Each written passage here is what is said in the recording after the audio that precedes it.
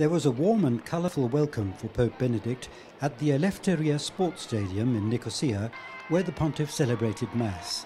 Cypriots, as well as many foreign residents, came from all parts of the island for the Mass, which could be described as the most extensive and inclusive of the Pope's encounter with the faithful here.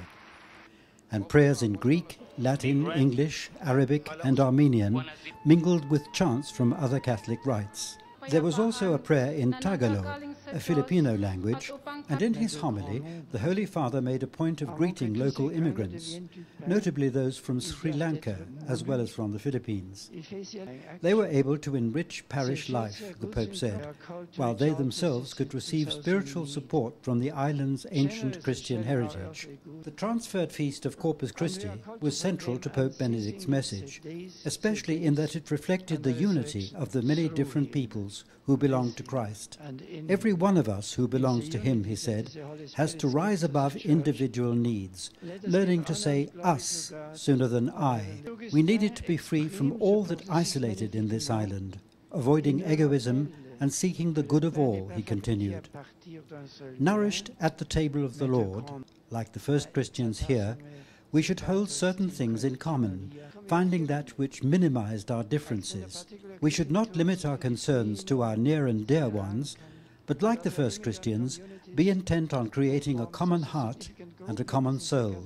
Heartfelt mention was made, in the prayers of the faithful, of Bishop Luigi Padovese, president of the Turkish Bishops' Conference, who was killed last week. The bishop was also in the Pope's thoughts. His death shocked all of us, he said. I commit his soul to the mercy of God, mindful of all that Bishop Padovese did to foster interreligious and cultural dialogue. The Instrumentum Laboris, which Bishop Padovese had helped to compile, and which sets out the work of the forthcoming Synod of the Middle Eastern Bishops in Rome during October, was officially received by the Pope.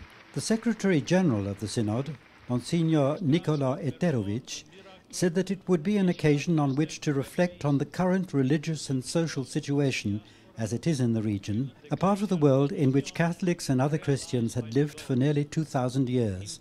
It was a region sanctified by the life, death and resurrection of Jesus Christ. This special gathering, said Pope Benedict, seeks to encourage you in your faith in Christ, which your forebears expressed when it was in its infancy, and for which you have suffered in recent times. It is my firm wish that your rights be respected, including your right to religious freedom. The Holy Father also expressed the hope that the international community be made aware of the condition in which the Christians of the Middle East lived, and of the suffering which they endured for their faith. He repeated his call for the implementation of an urgent and united international effort for a resolution of the continuing tensions in the area, especially in the Holy Land, where such conflicts led to the loss of blood. At the conclusion of this important Eucharistic celebration at the Eleftheria Sports Stadium, the Pope recited the Angelus, adding that we lived with that special hope that the Word made flesh in the womb of Mary